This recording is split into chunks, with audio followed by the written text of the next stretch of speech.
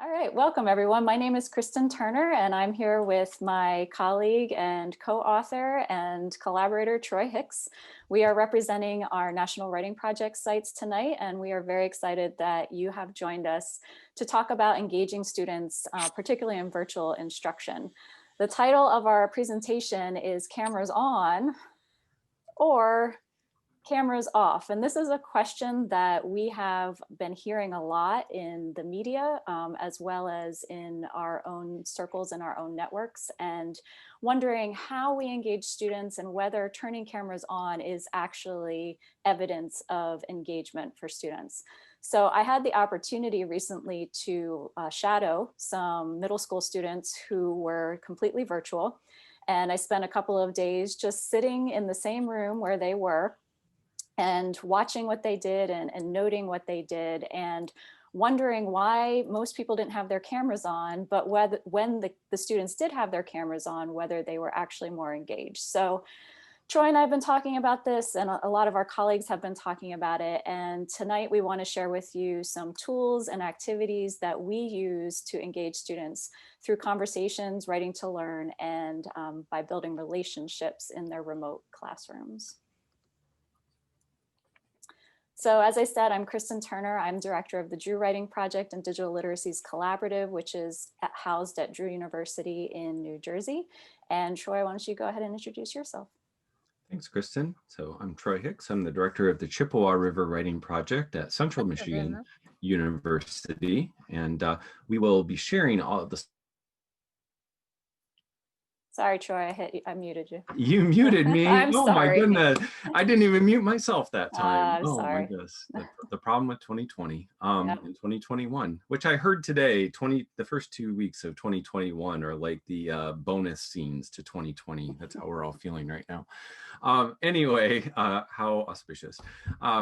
Troy Hicks, director of the Chippewa River Writing Project at Central Michigan University, longtime collaborator with Kristen, who we've, as she mentioned, co-authored some books and done many workshops and presentations, and also so glad to see so many NWP friends and NCTE friends and other colleagues that we know, and welcome to new faces. So we're really glad to have you here tonight. So I get to lead you through the first part of our activity for this evening, and this is a move that both Kristen and I make in our virtual sessions with students and with colleagues, and this is definitely a writing project move, and that is to invite you to write. So we have a quote here from another friend of the writing project, Dr. Hawley, and she wrote a pretty provocative and useful piece earlier in 2020. And she was calling it something to the effect of, about that webcam obsession you've been having. And I really liked the way that she framed that, like trying to say, okay, why is it that we all want to have our students have webcams on? And I'll share a very briefly quick anecdote. In an exchange I saw with some other faculty members, it got pretty testy, and one faculty member was actually trying to figure out academic disciplinary procedures for students that were not engaging with cameras on. And that's just to say that we know there is a wide continuum of reasons for why we may want that on, but Dr. Bali here in the blog post comes to this main point. She says, I'm assuming that having the camera on is mainly a proxy for engagement, but you need to consider other ways of gauging and maintaining engagement. And so we welcome you to take about 3 minutes to write. I will drop the link to her website in the chat room if you would like to go and read a little bit more about what she's had to say about that to get some inspiration. But I will also encourage you just to write on your own, in your own way, thinking about this. What is it that you believe having the webcam on or off actually means as it relates to engagement? So welcome to those of you who just dropped in. Here is the link to Mahabali's blog post in the chat. And if you're so inclined, you might even add your response to our interactive Q&A. But I'm going to be quiet now and let you have a few moments to write. And we also invite you while you're writing, if you would like, to turn your cameras off and just have the screen quiet.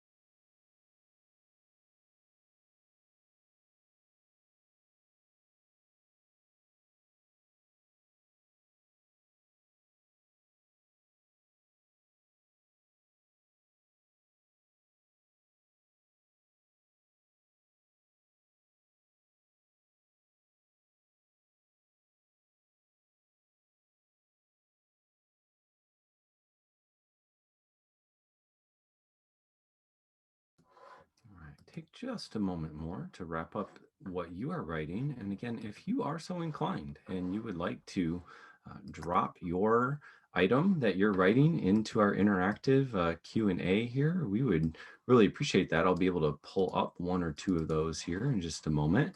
And we are going to try to use the tools through Google Slides to their maximum tonight. We know that, many times getting access to lots of different tools or even trying to integrate lots of different tools can be a bit of a challenge. And we're trying to show you a few things within Google Slides that we might use both to make our content more accessible and potentially engaging. So one of those hidden gems in Google Slides is the interactive Q&A feature.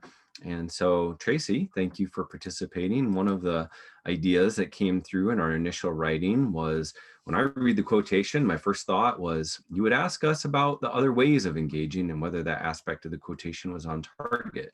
Teachers should never use just one way of engaging. Different strategies reach different learners in different ways. And yes, Tracy, having long known one another through NCTE, I know we are of that same mindset, and I hope that we're going to demonstrate some of that tonight. We had another input here from Tracy. I feel that if I can see a face, I can gauge if the student is truly getting the lesson or just yesing me, which is legitimate. We want to figure out ways that we are actually ensuring that students are getting it and that they're engaged. I can totally understand that. We have quite a few of you that put some items in the Q&A, and I really, really appreciate it. So I'm going to go to the last one that got dropped in here from John. What does engagement even look like? Is it based on learning or enforcing conformity? So hopefully, if you are all amenable to it, we will make, and we can anonymize this when we put this in the slide deck, and we'll share if people don't want to have everything made public. But these are some great questions. I wish you could all see what I'm seeing. Maybe we'll have a little bit of time later on. I have one more item that I am going to ask of you before I turn it back over to Kristen. A little bit later on, as a way to show you some different ways to break up groups and to call on people and hopefully avoid some of those awkward Zoom pauses and get people ready to go, we're going to be using a tool called Flippity. And I need some information from you, again, if you're willing to participate, because we're going to make a random name generator. There are many different tools that are available on Flippity. We're going to happen to use that random name generator. And what I would ask that you do is with this quick Google form, you could please give me your first name and last initial. I would very much appreciate that. I'm going to drop the link to that Google form right here in our chat room. Again, if you don't want to, you certainly don't have to. We'll get you into a breakout room one way or the other. But again, this is something too you can use as a formative assessment tool. I know a lot of teachers are using this at the beginning and end of classes to gauge students' interests, questions, follow-ups, all those kinds of things. So with that, I am going to put the slides back up. I'm going to turn it back over to Kristen. Thanks, Troy. I wish I could see what you're seeing. We have to figure that one out, right? How you can I share know, with co-teachers what's going on in the back end there. I know.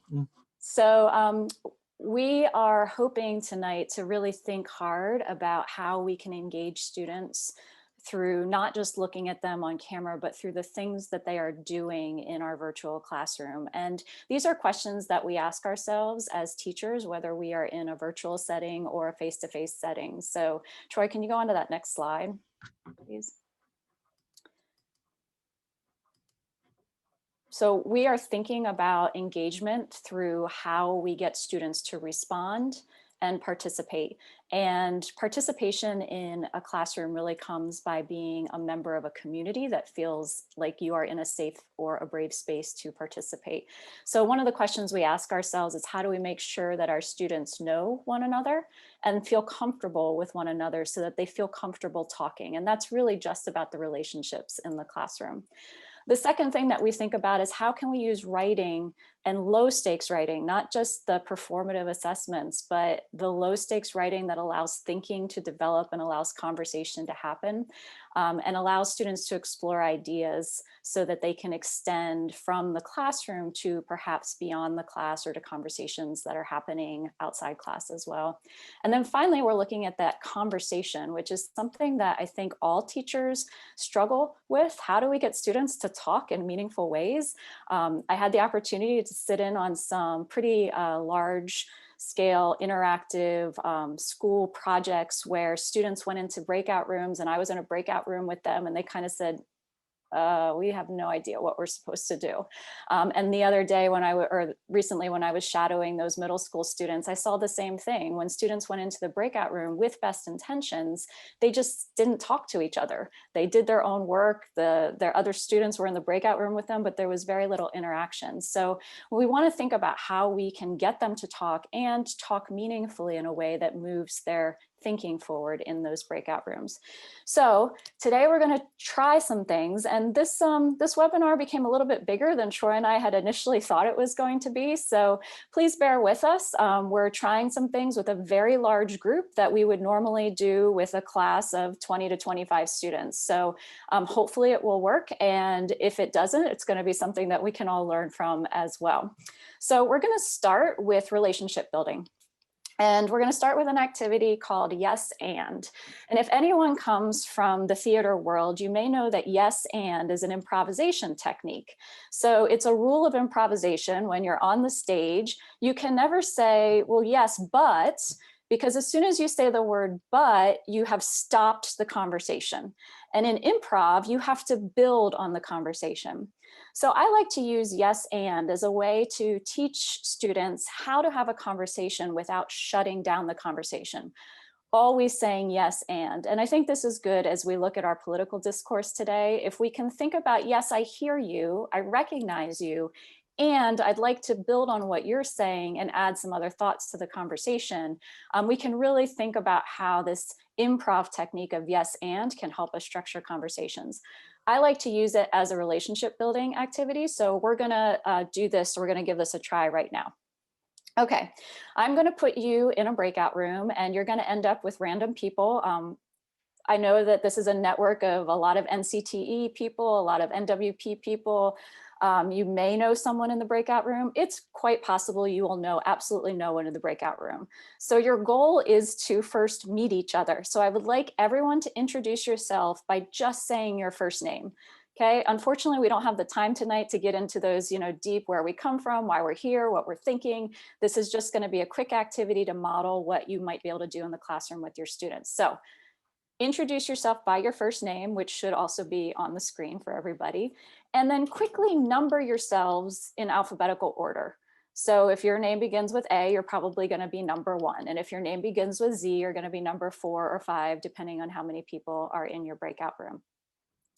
Then I'm going to give you about 30 seconds to do that. And then I'm going to broadcast a prompt that is going to start a story that your group is going to tell. The number 1 person, whoever's number 1, is going to read the prompt as if they are starting the story. Number 2 needs to pick up the story by saying yes, and then number 3 goes next, yes, and you just keep adding to the story until I call you back to the main room. The question is, everyone's going to start in the same place, every single breakout room, but where will you end up? So you don't have to be serious about this. You can have a little fun with it. Laughter is always a good thing in this activity. So I am going to be calling on one person, and I will make the call on one person to share where you ended up when I pulled you back into the room. So just be aware that everybody needs to be engaged because you might be the person that has to say where your group ended up. Okay, I am going to open the breakout rooms and I'm going to ask you to go into the rooms and assign yourselves in alphabetical order and look for the broadcast prompt.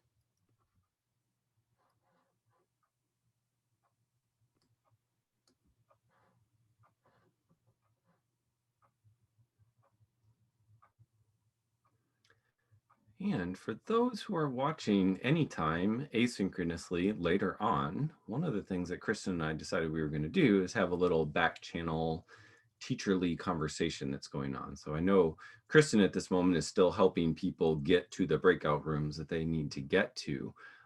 But one of the things that I really appreciate about the move she just made instructionally is this notion that I'm going to let you all get into those breakout rooms, and here's the task, and then I'm going to give you a little bit more. And here's what I want you to do, because even in groups that are well established, there's always still that clicking in and checking the mics and doing all that kind of stuff. And then, sometimes I'll have instructions on a slide or in a shared set of notes, but I really like the idea that you're also going to prompt them a few moments into the breakout room, like, oh, we're all excited, we get in the breakout room, and then where are we going next? So as an instructional move, I really appreciate that you're doing that. And Thanks, Troy. so, And I just gave them the broadcast, and so that everybody knows who might be watching this later, the broadcast is we were sitting at the breakfast table and the doorbell rang. So I'm really curious to see where they end up with this prompt. exactly. And so as you've seen this thing unfold before, what are some of the crazy ways in which groups, I can imagine there's still probably there's some awkward silence, but there's probably some uproarious laughter when people are coming back from breakout rooms. So what have you seen as you've had groups try this quick activity?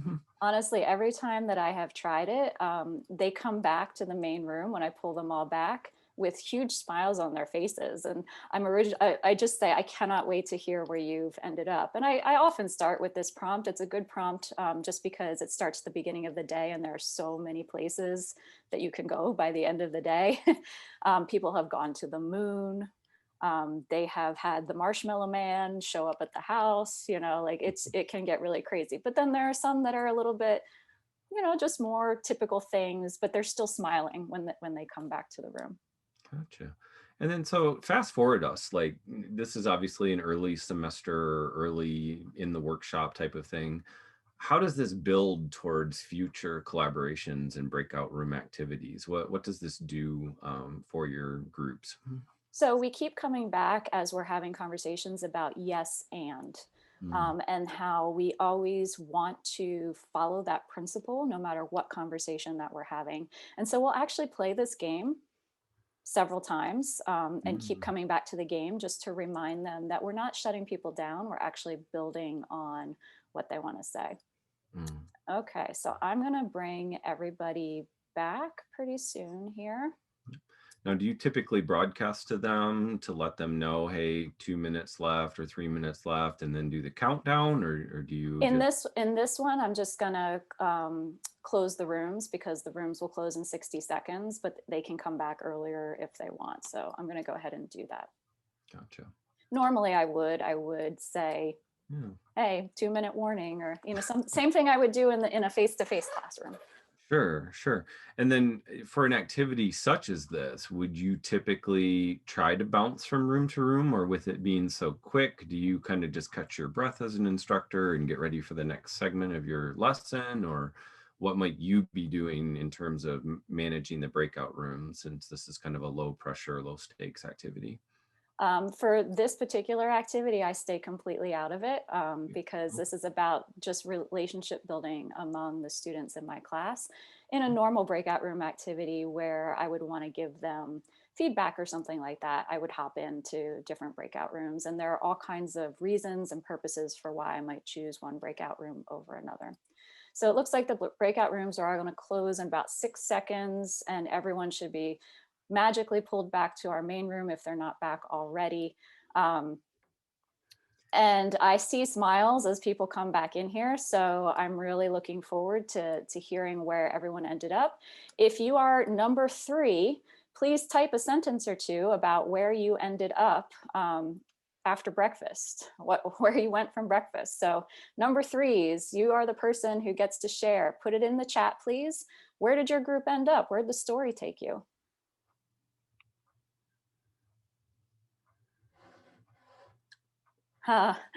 Missing the prompt. That's okay. Well, I'm glad you got to know each other.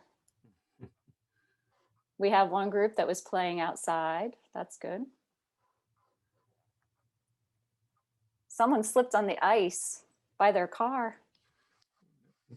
oh, there was a pile of balloons outside the door, and now everything's going so fast in the chat. But I can tell, oh, someone went for a ride on the spaceship, getting big packages from Amazon.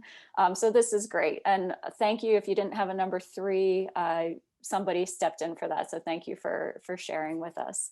So again, this is just a quick activity to build relationships. It's a fun activity, and Troy and I were chatting. It will be in the recording later for those of you who want to go back and watch it, about kind of how I would structure this activity and why I would structure this activity. But to share with all of you who are here, this is not just an introductory activity. This is something that I do early on to warm people up. It's an icebreaker, but then it also becomes a principle for everything that we do. The yes and principle is part of our community agreements, and yes and actually leads into our community establishing community agreements. And I'm going to talk about that in 1 second.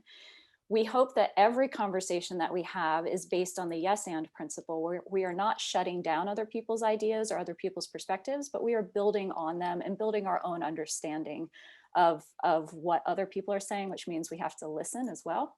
And to remind students that we actually play yes and throughout the year or throughout the semester. So it's a game we keep coming back to.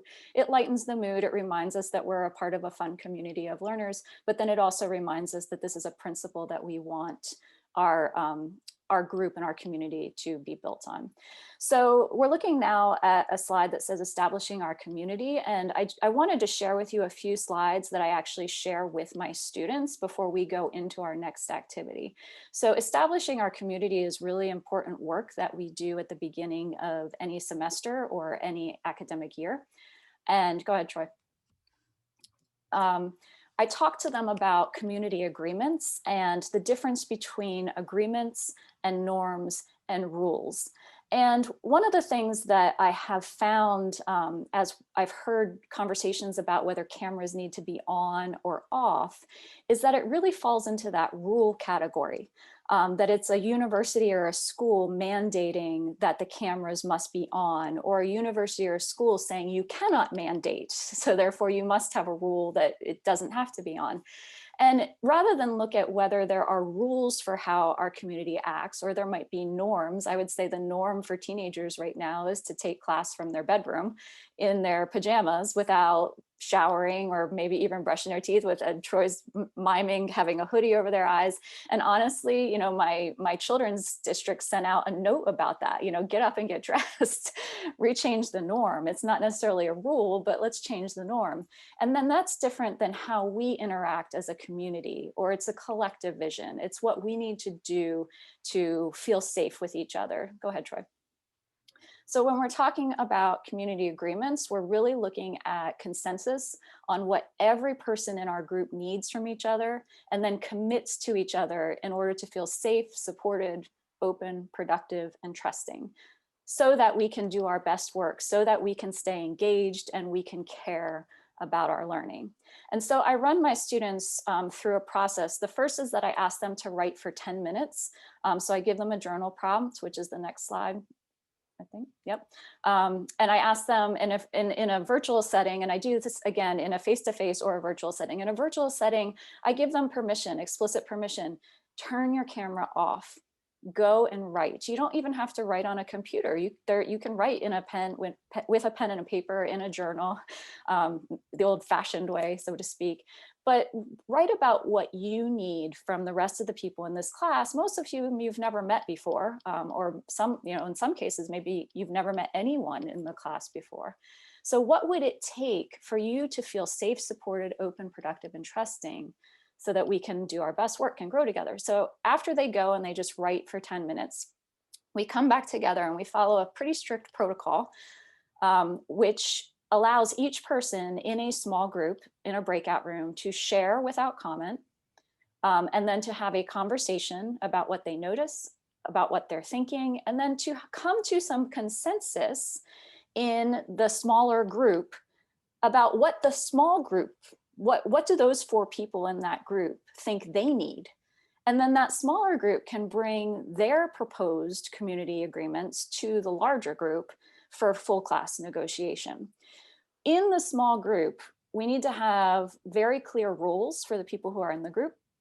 So facilitator, recorder, reporter, those are pretty standard roles that have been around for group work for a very long time. I also make a community builder, and I assign that person as the person that makes sure everyone's voice is heard so that nobody is, you know, kind of hiding or not saying what they're feeling or not commenting on what the community agreements will be.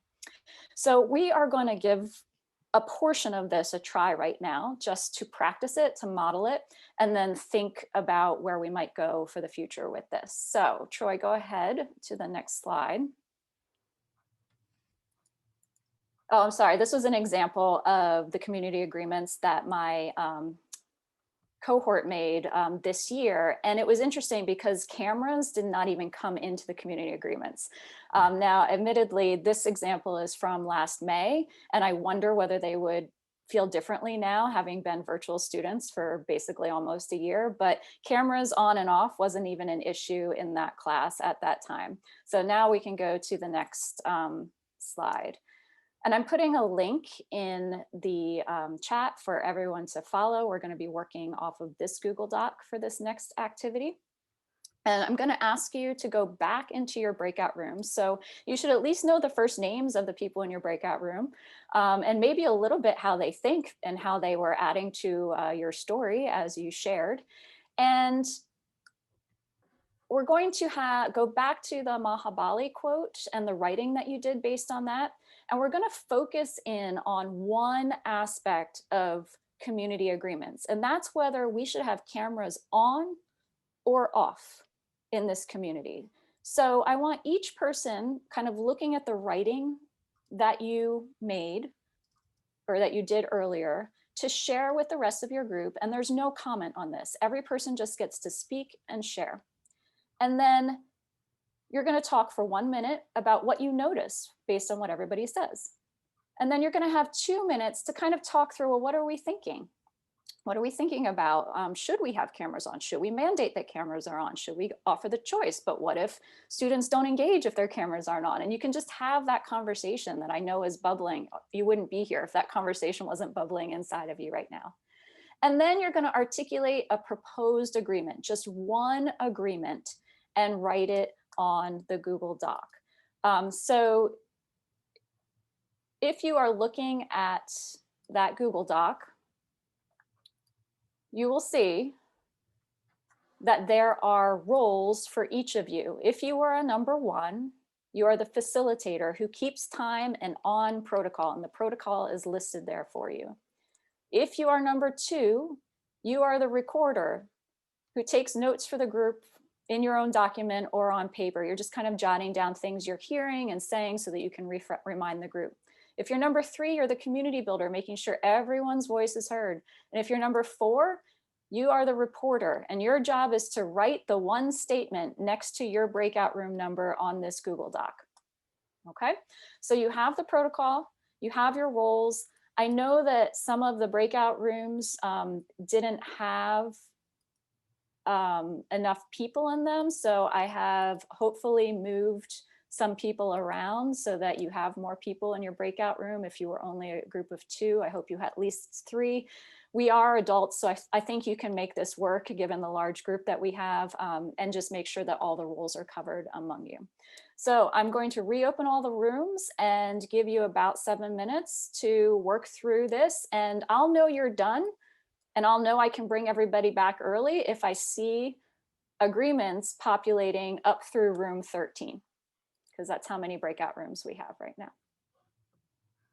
Okay, I'm going to open on the the timing. Oh, sorry, Kristen, go ahead. Yep. No, go ahead.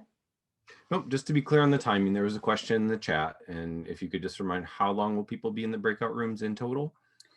So it's no more than 2 minutes for everyone to share. There'll be 1 minute for you to talk about what you notice, 2 minutes to talk about what you are thinking, and 2 minutes to create one statement and get it posted on the Google Docs. So the facilitator should be keeping time and keeping the group on that protocol. And I will be pulling you back in 2, 4, 5, about 7 minutes or earlier if I see that everybody's done early.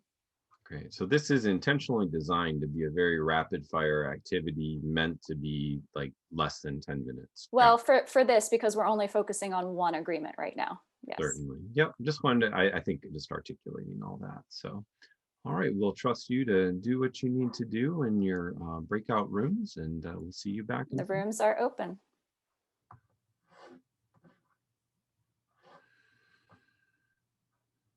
So as people are I joining got the bounced room, out and had to reconnect, so I haven't been given a breakout room. Okay, I'm gonna assign you. I was with I Carol just, of the I'm just, Amazon group. yeah, I'm just gonna assign you, sorry. Okay, no problem. Thank you. Okay, as Kristen is getting folks into their breakout rooms, and we're thinking about the instructional moves here. Again, I definitely share this idea of using a Google Doc and having a space for groups to record. I really enjoy watching things unfold on the document, and then you can start to see, oh, where are the groups that haven't added anything yet? And just as you'd be walking around the room and seeing if a group is writing something on chart paper, you can watch it unfolding on the Google Doc, and you can go hop in quickly and check on them and try to give them a nudge or offering them some feedback.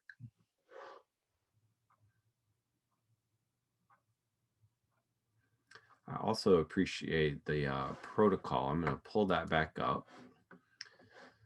So again, one of the resources that Kristen and I have talked a lot about in the past, and we've used in different ways, are the protocols from groups like the National School Reform Faculty, or SRI, which I believe is the acronym for School Reform Initiative. We'll collect all these links and we'll share them with everyone later on. But you know, I've used a couple of the different protocols. One that I really find useful, especially when you have students looking at a text and trying to bring something to the conversation, is called Save the Last Word. And the idea is that everyone reads that text and annotates it. So you might even have students like off in their own breakout rooms, or you might just have cameras off in the main room for a few minutes before they go there. But then they've read and they've annotated, and they come to that conversation, and person A will share something that they liked from the text. They just read what they highlighted or what they thought was interesting. They don't say why. And then person B offers a response, person C offers a response, person D offers a response, and then person A gets the last word and gets to cycle back on, oh yeah, person B, that was interesting. And person C, yeah, I was totally thinking that. And person D, wow, that was a great question. I hadn't even thought of it. And so there are a number of those different resources through those two organizations.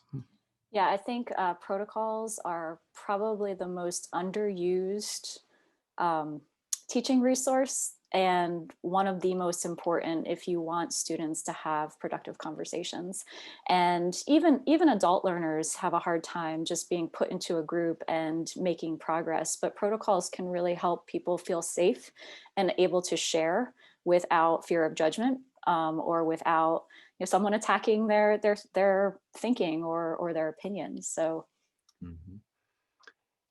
And then what have you found in terms of the ways that your students respond to this type of activity? So we can already see there's a couple groups that are already starting to chime in and add their agreements in here. But what have you noticed about the ways that students respond to this and ultimately contribute to a document like this? Do you find that they are generally pretty focused and on task and productive? Do you find that they get annoyed by it after doing it so many times in a semester? What's the general sense that you get from students about having this kind of accountability while they're in these virtual rooms? I have actually found that they really appreciate the protocols, because it gives a purpose. And I think there's always the case where you have some people in a group that don't necessarily want to participate. And I had a group that was struggling, and I said, well, have you gone back to the community agreements and are you following the protocols? And they said, oh, no, let's try that. And it completely changed the way the group was operating after that. So I just I'm gonna share with the rest of the group as well, but I can share now what happened in one class with the community agreements, where they started in their breakout room and they listed out different things that they felt they needed. Each of them had at least 3 to 4 community agreements they wanted to share. And then I put them back in their breakout rooms after kind of talking through it in the whole group room. I put them back in their breakout rooms and they started discussing. And then I was watching this Google Doc, and this is not the actual one because I wanted to take the named comments off of the document. But right around down here, there started to be this conversation in the comments happening, and I was watching it happen live, and I started watching people edit, and I had thought that I was going to have to do that work myself as the instructor. And here they were having such good conversations in the breakout rooms that they started working together across breakout rooms. And you'll see they ended up looking for overlap. Somebody brought down an overlap, and they started naming these things. And then finally, they started making a list at the top of the document that ultimately became our community agreement. So there was really some collaboration happening that was surprising and fun. Fantastic. Cool. How are we doing with okay, we're getting. Yeah, we're doing good. So I'm going to take up a little space in our interim time here while people are still working. They're probably about 3 minutes into their 7 minutes now. They have about a minute left, actually. Oh gosh. Oh, We've okay. been talking for a while. I'll be super fast then. So for those of you that are watching later, obviously you're seeing this, and I'll share this with our folks that come back in just a moment. Flippity, let's figure out how to do this. So we had 45 out of the, roughly, 70 or so people that were on here that either got the link or were willing to share. And I'm not going to use this to its full extent right now, but I am quickly generating an Excel Google spreadsheet here. And then also in Flippity, I'm going to refresh that page. And there's a template here. So I'm going to click on the template, and it actually gives you some pretty clear instructions about how to get your students' names in here. So that's generating over here. And I'm also getting this spreadsheet going. So it's generating my new document from the Google form. So I've got the names in here. And again, I've learned from experience, ask for that last initial, because chances are you will probably have someone that has same first name and last and maybe even last initial too. You'll have to check your own attendance list, but during workshops, that's how I do it. So I've clicked here, I've made the template over here, and my tab switching is just going to go a little bit slower than one would like for it to go right now. And Troy, I'm bringing them back because I know we do want to get to your activity, and I'm cognizant of our time tonight too. Yeah, sure, no problem. And I'll just keep talking as they all start coming back in.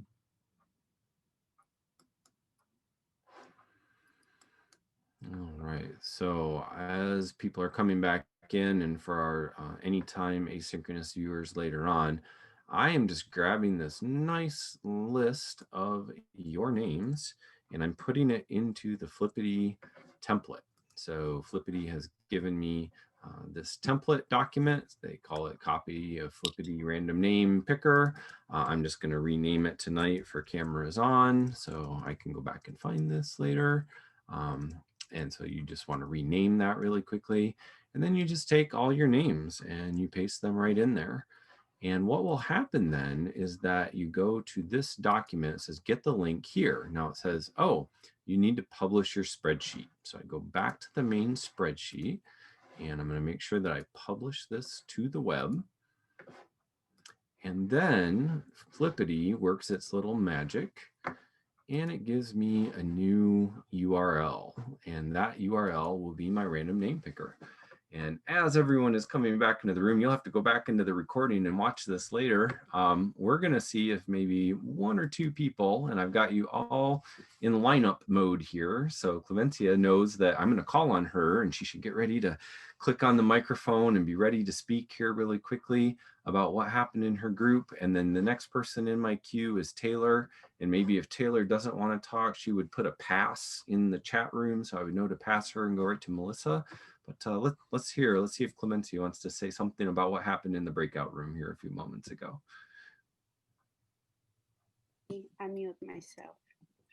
Okay, so we talked about that as teachers, it helps to build community when we can give students a choice to have their cameras on or off.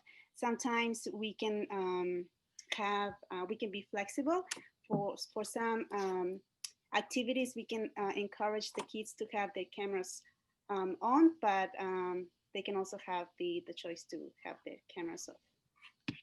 Right, excellent. Thanks so much. And if Taylor, you would like to take a moment to share, feel free to take the microphone.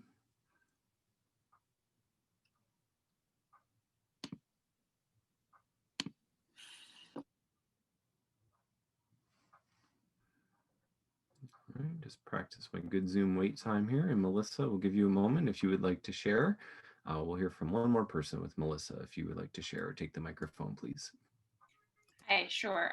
So in our group, we talked about also creating a safe space by giving choice and not requiring the camera on. But we said that that might also be dependent on the context of the class and context of other situations. So one of the things we came up with is that if we felt like we thought we needed the camera on for a situation and a student was not comfortable, they could private chat us and say, I'm not comfortable at this time, I'll put it on later. Great. Those are really wonderful and productive conversations that you had in your breakout. We certainly appreciate you doing that.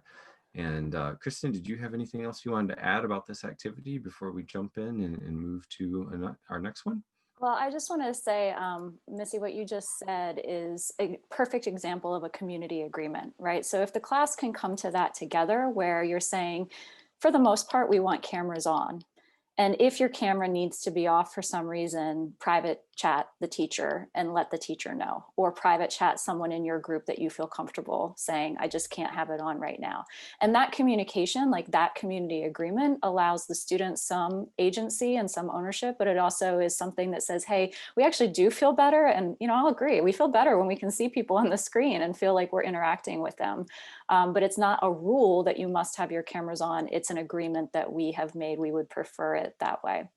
So this was a really quick run through, and you'll notice if you go back and look at the slideshow later, the protocol that I used the first time around with my students is longer, and they're talking about things that they want to contribute to a full class community agreements. And this is an iterative process. We keep coming back, we have more conversations, we work in small groups, we work in larger groups. And so this was just a taste of how we get that work started.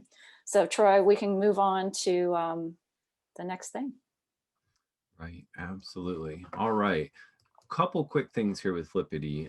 We do not have time to fully explore and try this out tonight, but different things that I've done too, both in the face-to-face classroom to mix students up, but also virtually, especially when you have control over the breakout rooms and things like that.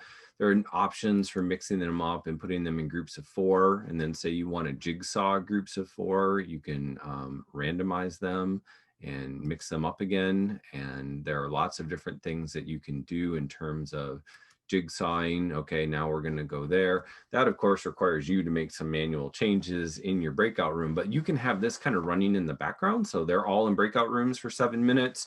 You do the jigsaw, so then they come back, you have them share for a couple minutes, and then you can set up these other ones, and then you'll know there's a lot of cross pollination going on. So I know there are other tools like Flippity, just wanted to share that one with you. All right, so we are going to move forward. And again, we're going to share the slides. We're going to share all the resources with you. I'll post it to my blog. Kristen will probably cross post it. We'll get the information to you. We'll follow up with emails and so forth. We are going to now take a look at an activity. We won't have time to fully engage in this activity because this would actually take like a full class session, anywhere from like 30 to 45, maybe even 60 minutes, depending on how detailed we wanted to get with it. But I will model for you where the pedagogy comes from and what it is that I'm trying to do.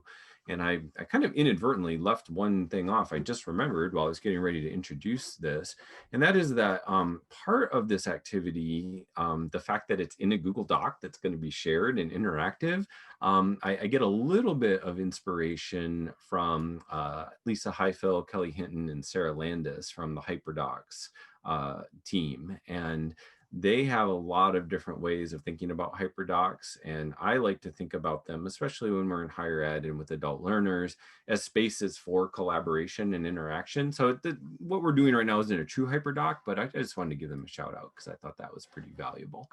We are going to borrow a couple of ideas, though, from Harvard Project Zero and visible thinking routines. You're probably already familiar with these visible thinking routines, classics like I see, I think, I wonder, or I used to think, and now I think. We're going to use one called the 4 C's, and that invites us to be thinking about connections and challenges and key concepts and changes. So it's things that we want to take from the text and to push back on in the text and connect with in the text. It's really very useful for argumentative op-ed type style texts. And I'm going to show an activity to you real quickly, and we're just going to kind of imagine that we're going through it and what it would feel like to go through as a group. Because you'll have a chance to quickly break into your rooms, but we're not going to have enough time to go through the full activity. And I'm going to share a template version of this with you, and then I'm going to share one that I made based on an article called A Month Without Sugar. That was a New York Times op-ed from a few years ago. So here is the general idea. And again, I will share this link with you. This is the template. So this should be something that you can force copy, or you'll be able to view and make a copy. The idea, again, behind the 4 C's is that you are going to be a reader and you are going to be thinking about what it is that you are able to connect to in a text, the way in which you want to challenge a text, the way in which the text is asking you to make a change. And then you and your group are going to collaboratively work to summarize and draw out the key concepts from the text. I have just some lorem ipsum text in here in the template, so you can copy and change that later. And I think, my bit.ly is not working, so I want to give you this in the chat room. And again, we'll have all these available afterwards. That should be the view only if you want to pull that up on your own screen. But what would happen is that we would ask group member number 1, hey, when you're reading, can you please highlight in yellow? Group member 2, can you please highlight in green? Group member number 3, can you highlight in blue? Group member number 4, use magenta. And the idea here is that, I should spell magenta right. Look at that. There we go. That, you and your team might actually find the same thing, and someone might highlight over top of someone. That's okay. You could always instruct students to add a comment out on the side too, and say like a plus. Yes, I agree with that one too, or little emoticon smiley face or something like that. That's kind of cool because then they'll see where the hot spots are on the text. But what would happen then is the text gets annotated, and then they'd come down here and they'd start to say, oh, okay, I read this first sentence and I really thought da, da, da, da, da, and group member 2 and group member 3 and 4 write those. Same thing. What was a part that I'd want to push back against in the text? I really want to push back on this and say, no, I kind of disagree. I don't think I totally believe that's exactly what it should be. Or what is this text asking me to do? How is it asking me to change personally or make change in the world? And then your group would collaboratively go down here and you would work together to write a summary. Now I've made one for an article called A Month Without Sugar, and I will drop the full link to that one in the chat room. I think we're going to you're not going to be in your group very long. And normally I'd talk through the process of like how to save and how to share and force copy. I really just want you and your group to have a few moments to look at this one and talk about it. And then we're going to come back for some closing words and ideas. And Kristen will be able to provide color commentary for our folks that are watching anytime later. But the article again was it was an op-ed. It was called A Month Without Sugar. It's from a few years ago, but you'll see that the text is in here now. And again, all of you are just going to have your own version of this. It's a view only version. You'd have to make a copy and all that. We don't have time for that tonight. If you need instructions on how to make forced copies and all those things, I'll try to be sure to include some links in the closing recap of our webinar here. So here's the month without sugar. Kristen's just going to push you right back to those same breakout rooms for a few minutes. And you just have to kind of imagine that you're going to have enough time to go through this whole activity. So just take 3 or 4 minutes and talk about what this activity would look like and feel like collaborating on this Google Doc.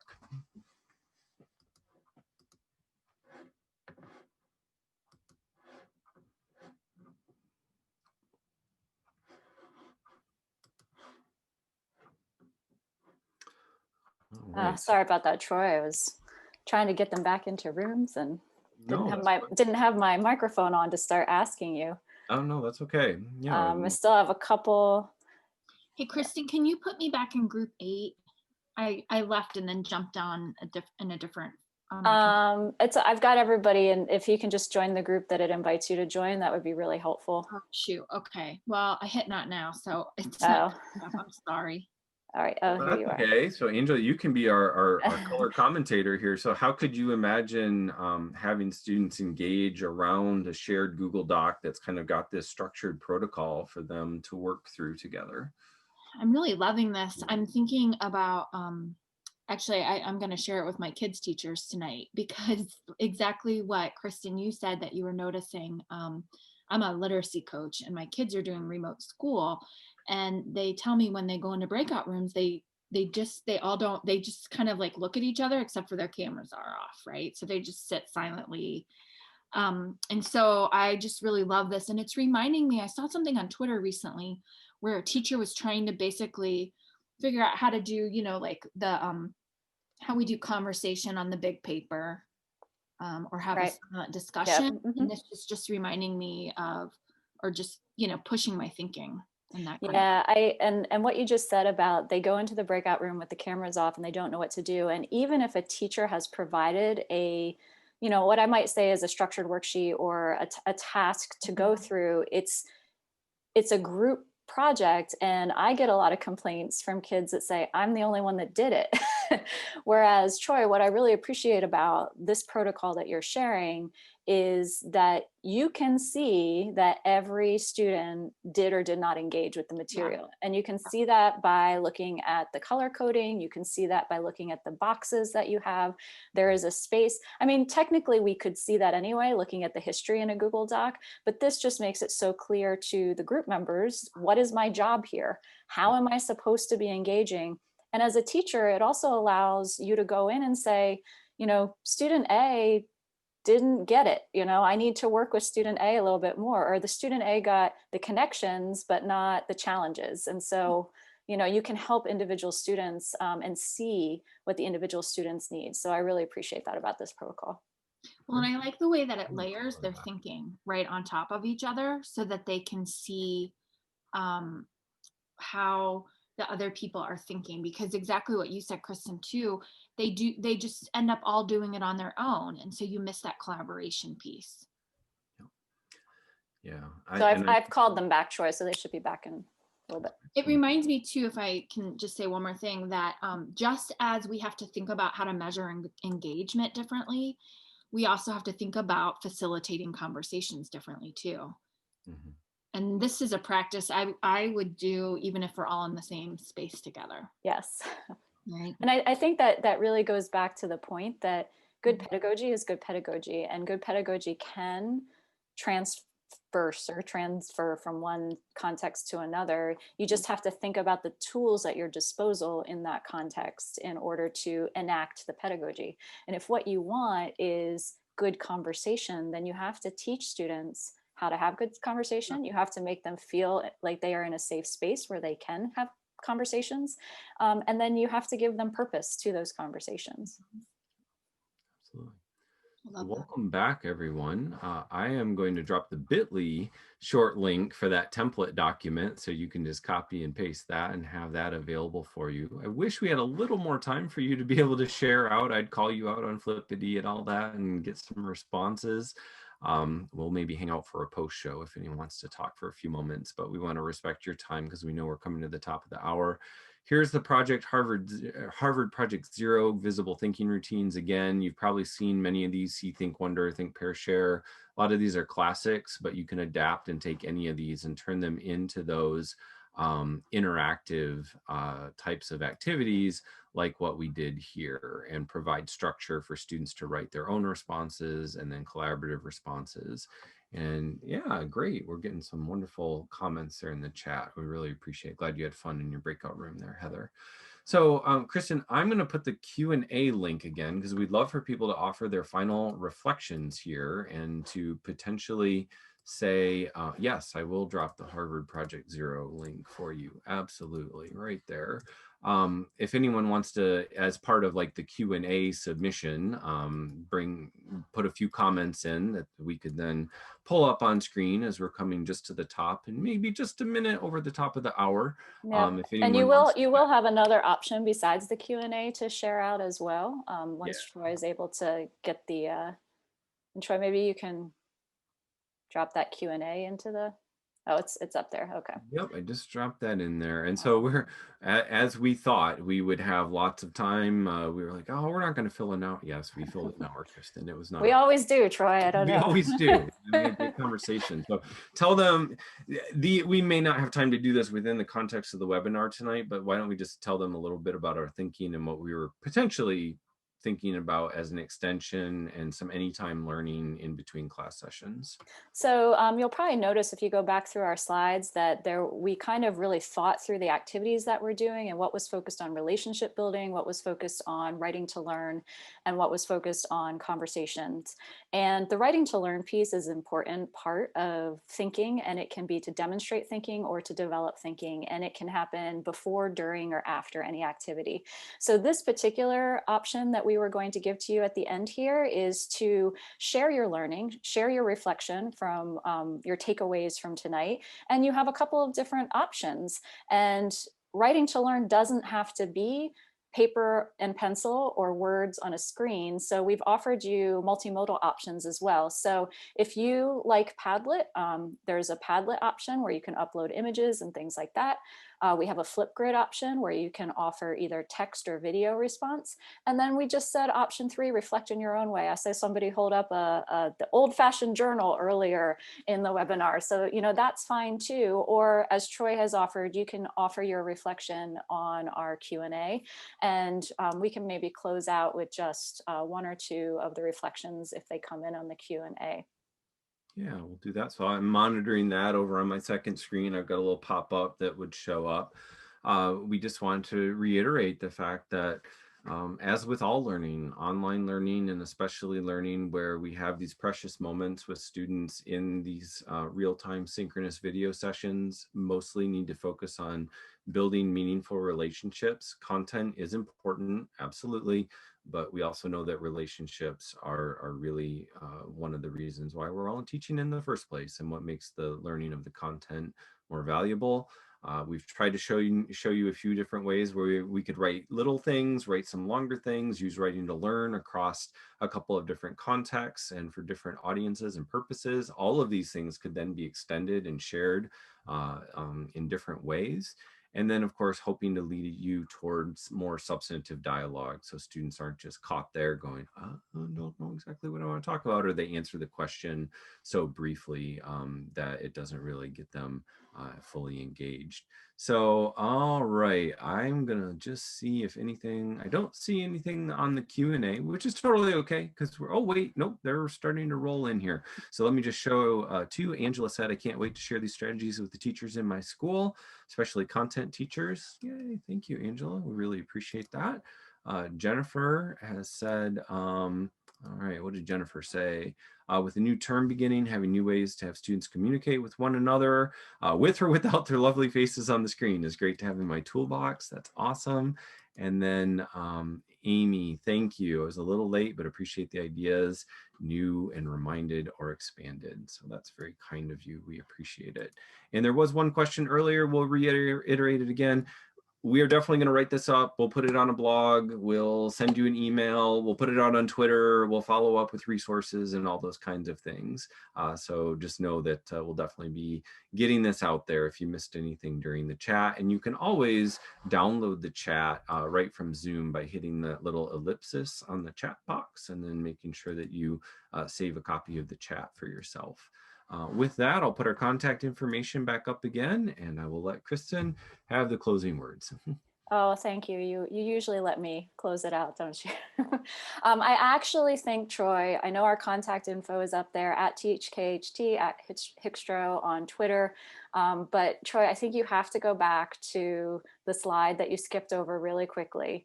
Cameras on, cameras off. That is Oh, not the oh question. gosh, This was yes, Troy's I did. cheesiness this week, but I really think, you know, drawing on Shakespeare in this community that we're in is an important thing to do to close this out. It really, to us, it's not the question. It's not about, do we have cameras on or off? It's about, how are we engaging students through relationship building, through writing to learn, through conversation, so that they can then produce the quality reading and writing and thinking that we know that they can produce, and that they are not just sitting there with their camera off doing nothing, because they could be doing something. So thank you everybody for joining us tonight, and we hope that we see you again in the future. Thank you. Have a good rest of your night.